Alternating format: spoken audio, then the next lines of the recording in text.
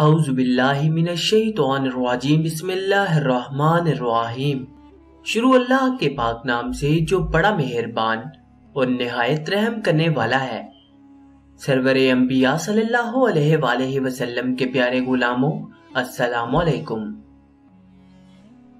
صحابی رسول حضرت انس رضی اللہ تعالیٰ عنہ سے روایت ہے کہ رمضان المبارک آیا تو رسول اللہ صلی اللہ علیہ وآلہ وسلم نے فرمایا، بے شک یہ مہینہ تم پر آیا ہے، اس میں ایک ایسی رات ہے جو 1000 مہینے سے بہتر ہے۔ جو شخص اس رات سے محروم رہا وہ ہر خیر سے محروم رہا، اور اس کی خیر سے کوئی شخص محروم نہیں رہے گا سوائے بد قسمت اور حرمان نصیب کے۔ حضرت عائشہ صدیقہ رضی اللہ عنہا سے روایت ہے کہ رسول اللہ صلی اللہ علیہ وآلہ وسلم نے فرمایا، لیلۃ القدر کو رمضان کے آخری عشرے کی طاق راتوں میں تلاش کرو۔ حضرت انس رضی اللہ تعالیٰ عنہ سے روایت ہے کہ رسول اللہ صلی اللہ علیہ وآلہ وسلم نے فرمایا، جب لیلۃ القدر آتی ہے تو جبرائیل علیہ السلام فرشتوں کی ایک جماعت کے ساتھ نازل ہوتے ہیں، اور ہر بندہ جو کھڑا یا بیٹھا اللہ تعالیٰ کا ذکر کر رہا ہو، اس میں تلاوت، تسبیح و تحلیل اور نوافل سب شامل ہیں، غرض کسی مسنون طریقے سے ذکر و عبادت میں مشغول ہو، اس کے لیے وہ دعائے رحمت فرماتے ہیں۔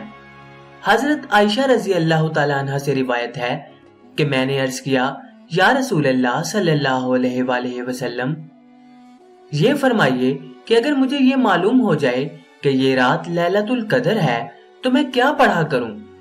آپ صلی اللہ علیہ وآلہ وسلم نے ارشاد فرمایا، یہ دعا پڑھا کرو۔ ترجمہ، اے اللہ، آپ بہت ہی معاف کرنے والے ہیں، معافی کو پسند فرماتے ہیں، پس مجھے معاف فرما دیجئے۔ شب برات کو ظاہر کرنے اور شب قدر کو پوشیدہ رکھنے میں اللہ تعالیٰ کی یہ حکمت ہے کہ شب قدر اللہ تعالیٰ کی رحمت کے نزول، بخشش اور دوزخ سے نجات حاصل ہونے کی رات ہے، اس لیے اللہ تعالیٰ نے اسے مخفی رکھا ہے تاکہ لوگ ایک رات پر ہی بھروسہ نہ کر بیٹھیں۔ اگر لیلۃ القدر کو لغوی معنی کے لحاظ سے دیکھا جائے تو ہر رات لیلۃ القدر اور قابل قدر ہے، کیونکہ ہر روز نعمت ہے اور ہر رات دولت ہے۔ حدیث شریف میں ہے کہ ہر رات نصف شب کے بعد اللہ تعالیٰ آسمان دنیا پر تجلی فرما کر بندوں کی جانب متوجہ ہوتا اور ان کی دعاؤں کو قبول فرماتا ہے۔ اللہ تعالیٰ کا ارشاد ہے، بے شک ہم نے قرآن پاک کو شب قدر میں اتارا، یعنی قرآن شریف کو لوح محفوظ سے آسمان دنیا پر اس رات میں نازل کیا گیا۔ یہی ایک بات اس رات کی فضیلت کے لیے کافی ہے کہ قرآن مقدس جیسی عظمت والی کتاب اس میں نازل ہوئی۔ چاہ جائے گا اس میں اور بھی بہت سی برکات و فضائل شامل ہو گئے ہوں۔ آگے ارشاد ربانی ہے، آپ کو کچھ معلوم بھی ہے کہ شب قدر کیا ہے؟ یعنی اس رات کی بڑائی اور فضیلت کا آپ کو علم بھی ہے کہ کتنی خوبیاں اور کس قدر فضائل اس میں ہے۔ اس کے بعد چند فضائل کا ذکر فرماتے ہیں۔ شب قدر 1000 مہینوں سے بہتر ہے، یعنی 1000 مہینے تک عبادت کرنے کا جس قدر ثواب ہے، اس سے زیادہ شب قدر میں عبادت کرنے کا ثواب ہے، اور اس زیادتی کا علم بھی نہیں کہ کتنی زیادہ ہے۔ اس رات میں فرشتے اترتے ہیں۔ نبی اکرم صلی اللہ علیہ وآلہ وسلم کا ارشاد گرامی ہے کہ شب قدر میں حضرت جبرائیل علیہ السلام فرشتوں کے ایک گروہ کے ساتھ اترتے ہیں، اور جس شخص کو ذکر وغیرہ میں مشغول دیکھتے ہیں، اس کے لیے رحمت و مغفرت کی دعا کرتے اور اپنے پروردگار کے حکم سے ہر امر خیر کو لے کر زمین کی طرف اترتے ہیں۔ مظاہر حق میں ہے کہ اسی رات میں ملائکہ کی تخلیق ہوئی، اور اسی رات حضرت آدم علیہ السلام کی تخلیق کا آغاز ہوا۔ اسی رات جنت میں درخت لگائے گئے، اور دعا وغیرہ کا قبول ہونا تو بکثرت روایات میں آیا ہے۔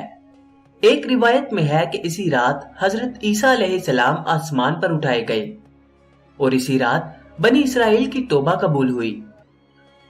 یہ جو فرمایا گیا ہے کہ شب قدر 1000 مہینوں سے بہتر ہے، اس کا مطلب یہ ہے کہ 1000 مہینوں تک عبادت کرنے کا جتنا ثواب ہے، اس سے زیادہ شب قدر کی عبادت کا ثواب ہے، اور کتنا زیادہ ہے یہ اللہ تعالیٰ ہی کو معلوم ہے۔ جسے اللہ تعالیٰ زیادہ فرمائے، اس کی نوازش و کرم فرمائی کا کیا ٹھکانہ۔ دنیا ہی کا دستور ہے کہ بڑے لوگ تھوڑی بہت بڑائی کو کوئی بڑی بڑائی نہیں سمجھا کرتے. جس کی نظر اونچی ہوتی ہے وہ بہت اونچی چیز ہی کو اونچا مانتا ہے. علماء نے لکھا ہے کہ جس شخص نے شب قدر میں عشاء اور نماز فجر جماعت سے ادا کر لی اس نے بھی اس رات کا ثواب پا لیا. اور جو شخص جتنا زیادہ نیکی کرے گا زیادہ ثواب کا حقدار قرار پائے گا. صحیح مسلم میں حضرت عثمان غنی رضی اللہ تعالیٰ عنہ کی روایت ہے کہ رسول اللہ صلی اللہ علیہ وسلم نے فرمایا کہ جس شخص نے عشاء کی نماز جماعت کے ساتھ ادا کر لی تو اس نے آدھی رات کے قیام کا ثواب پا لیا، اور جس نے صبح فجر کی نماز بھی جماعت سے ادا کر لی تو پوری رات جاگنے عبادت کرنے کا ثواب حاصل کر لیا. قدر کے معنی عظمت و شرف کے ہیں، اور اس رات کو لیلۃ القدر کہنے کی وجہ اس رات کی عظمت و شرف ہے. حضرت ابو بکر وراق رحمت اللہ تعالی علیہ نے فرمایا کہ اس رات کو لیلۃ القدر یعنی شب قدر اس وجہ سے کہا گیا کہ جس آدمی کی اس سے پہلے اپنی بے عملی کے سبب کوئی قدر و قیمت نہ تھی، اس رات میں توبہ و استغفار اور عبادات کے ذریعے وہ بھی صاحب قدر و شرف بن جاتا ہے. قدر کے دوسرے معنی تقدیر و حکم کے بھی آتے ہیں. اس معنی کے اعتبار سے لیلۃ القدر کہنے کی وجہ یہ ہوگی کہ اس رات میں تمام مخلوقات کے لیے جو کچھ تقدیر ازلی میں لکھا ہے اس کا جو حصہ اس سال میں رمضان سے اگلے رمضان تک پیش آنے والا ہے وہ ان فرشتوں کے حوالے کر دیا جاتا ہے جو کائنات کی تدبیر اور تنفیذ امور کے لیے مامور ہیں. خوش نصیب ہیں وہ شخص جسے اس رات کی عبادت نصیب ہو جائے کہ جو شخص اس ایک رات کو عبادت میں گزار دے اس نے گویا 83 سال 4 ماہ سے زیادہ مدت کو عبادت میں گزار دیا.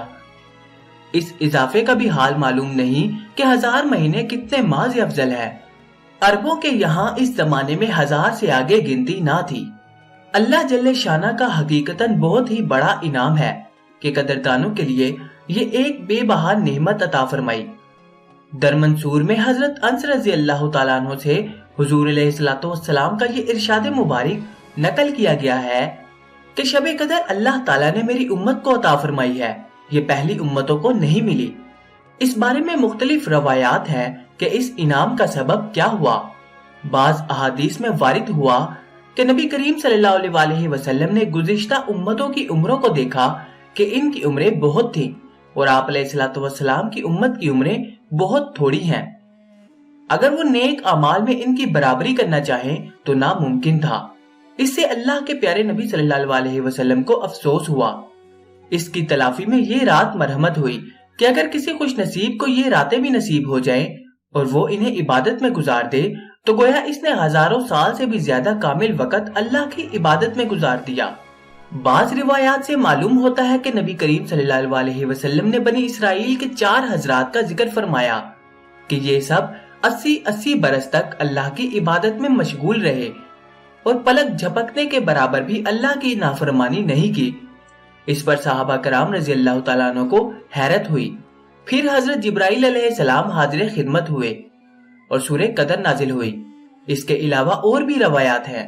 اس سورت کے نازل ہونے کا سبب جو کچھ بھی ہوا ہو لیکن امت محمدیہ کے لیے یہ اللہ جل شانہ کا بہت ہی بڑا انعام ہے. یہ رات اللہ تعالیٰ کا عظیم عطیہ ہے.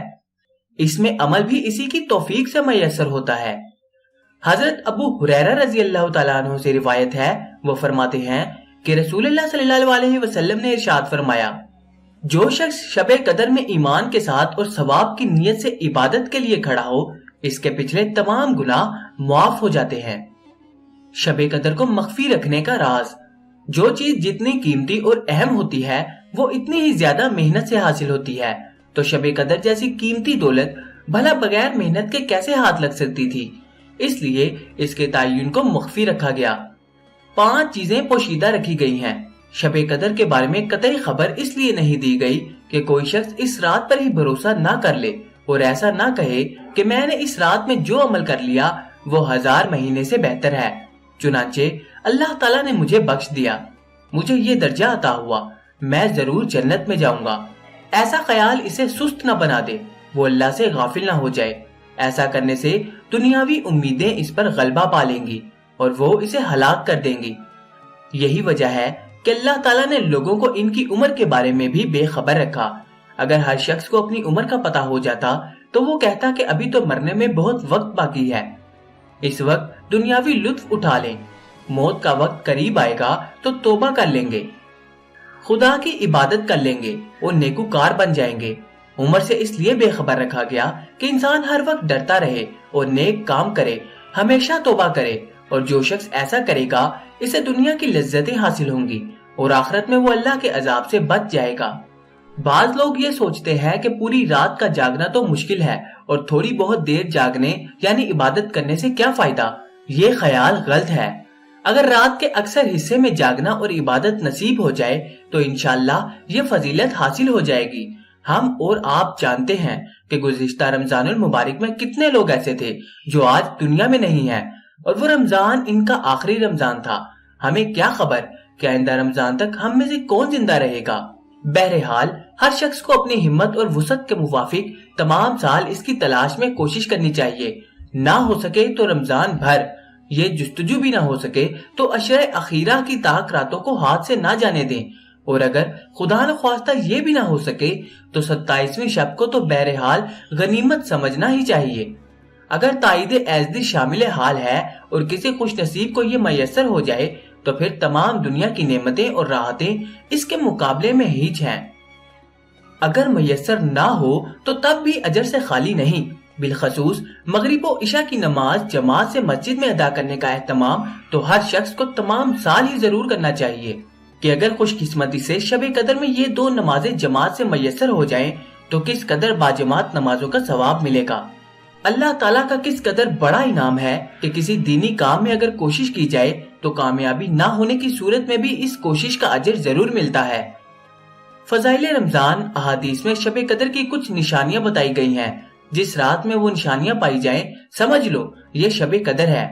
نمبر 1، سب سے صحیح پہچان شب قدر کی یہ ہے کہ اس رات کی صبح کو جب سورج نکلتا ہے تو 14ویں رات کے چاند کی طرح بغیر کرنوں کے عام دنوں سے کس قدر کم روشن ہوتا ہے۔ نمبر 2، وہ رات کھلی ہوئی روشن ہوتی ہے۔ نمبر 3، اس رات نہ زیادہ ٹھنڈ ہوتی ہے نہ زیادہ گرمی۔ نمبر 4، امام ابن جریر طبری رحمت اللہ تعالی علیہ نے بعض بزرگوں سے نقل کیا ہے کہ اس رات میں ہر چیز زمین پر جھک کر سجدہ کرتی ہے اور پھر اپنی اصل حالت پر آ جاتی ہے۔ مختصر یہ کہ اس رات کی قدر و منزلت کو پیش نظر رکھتے ہوئے اسے عبادت و مناجات، توبہ و اظہار ندامت اور دعاؤں میں گزارنا چاہیے۔ جزاک اللہ۔